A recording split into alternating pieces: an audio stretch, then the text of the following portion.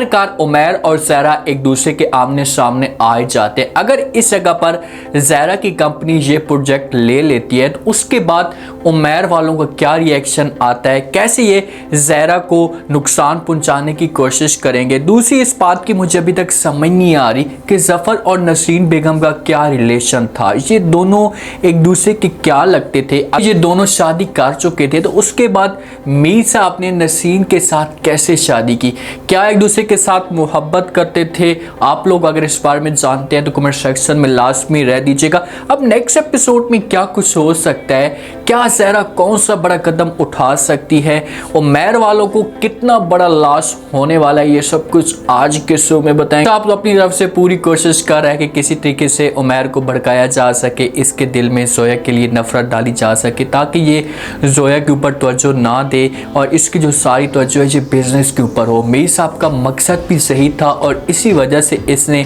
ज़फ़र को इस घर से निकाला था और आज भी इसकी यही कोशिश है कि कोई भी लड़की जो औरत इस घर के ऊपर राज ना करे, मेरा बेटा राज करे और उसके बाद मैं इस घर के ऊपर राज करूं। इसी वजह से बार बार उमैर के सामने ये बात करता है और कहता है कि भाई जोया के ऊपर आप जो थोड़ा सा फोकस करें, उसके ऊपर तवज्जो दें, उसे समझाने की कोशिश करें कि वो इस तरह की हरकतें ना करे। ये बातें उमैर सुनता है तो अपने वालिद को इनकार करते तो कहते कि पापा जान जोया ऐसी नहीं है, वो बहुत ही अच्छी है और उसकी जो हर बात है वो मुझे अच्छी लगती है, मेरी हर बात मानती है, मेरे साथ बेपनाह मोहब्बत करती है, कभी भी उसने मेरे साथ जिद नहीं की।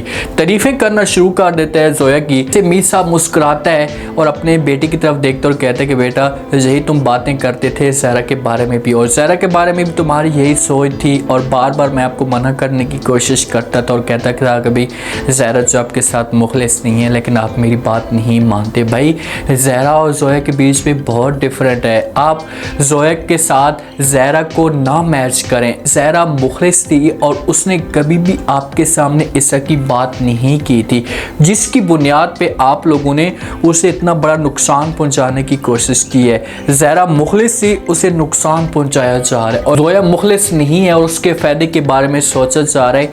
यही डिफरेंस है और यही हकीकत ज़िंदगी में भी ऐसा आप लोगों को देखने को मिलता है।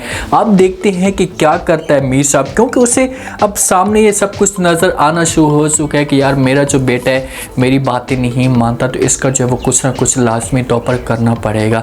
ज़हरा वाले और ज़फ़र वाले तैयार हो जाते हैं। किसी तरीके से नसीन बेगम भी ज़हरा को तैयारी कर लेती है और कहती है कि भाई आपने कभी भी जो इस प्रोजेक्ट से पीछे नहीं हटना और हर सूरत में ये प्रोजेक्ट लेने की कोशिश करनी है ताकि उमैर वालों को पता लग सके कि भाई हमारे मुकाबले में कोई बंदा आ चुका है जो अपनी लाइफ को चेंज कर चुका है। तो ज़हरा काफ़ी सोचती है, सोचने के बाद ये फैसला करती है और अपनी माँ की बात मान लेती है। और ज़फ़र साहब का भी रिएक्शन इस हिसाब से आता है कि अगर ज़हरा इस पूरी मीटिंग में शरीक नहीं होती तो हो सकता है कि ये प्रोजेक्ट इनके हाथ से चला जाए।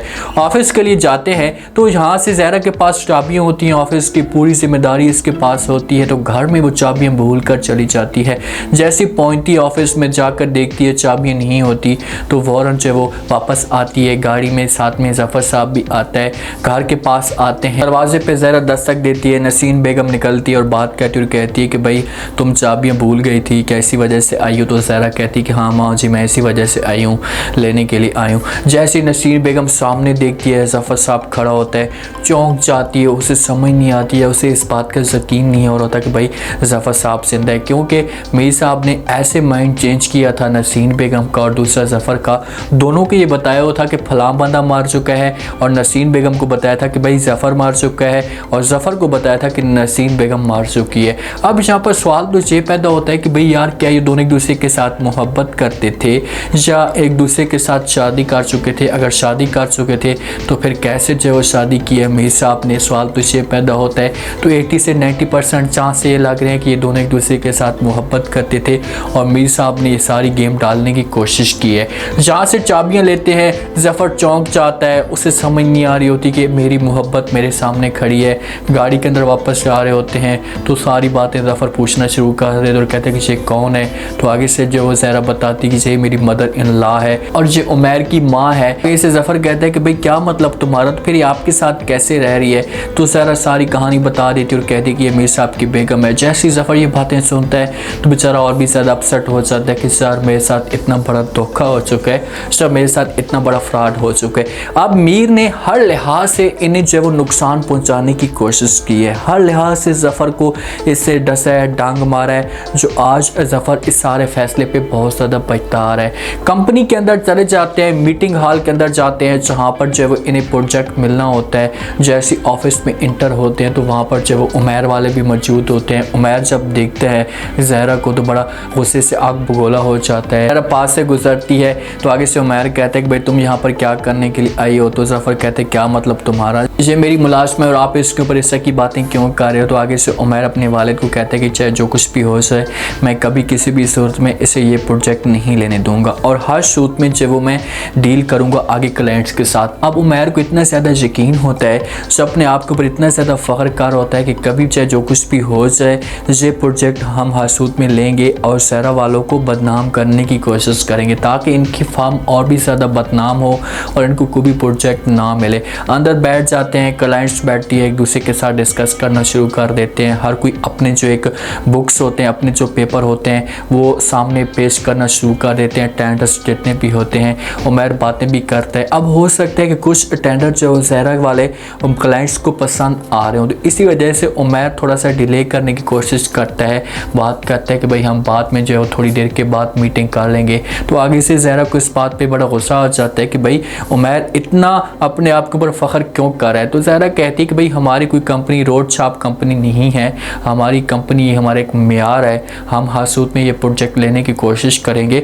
और वो 70% मज़ीद डिस्काउंट कर देती है। देखें कि हो सकता है कि अब यही चीज़ें होती हैं, जितनी भी क्लाइंट्स होती हैं आपसे इसी चीज़ का फ़ायदा उठाने की कोशिश करती हैं कि जब मुकाबले में 3 से 4 कंपनी आ जाए ना तो अपने अपने टेंडर देती हैं, तो टेंडर जो सबसे कम टेंडर जिसका होता है उसी को प्रोजेक्ट देने की कोशिश करती हैं। अगली कंपनी को ये बताती हैं कि फलां ने मुझे ये रेट दिए, आप अब क्या करना चाहते हैं। जो कंपनी उनको अच्छी लगती है उसको ब्लैकमेल करने की कोशिश करते हैं और कम से कम रेट लिया जाता है।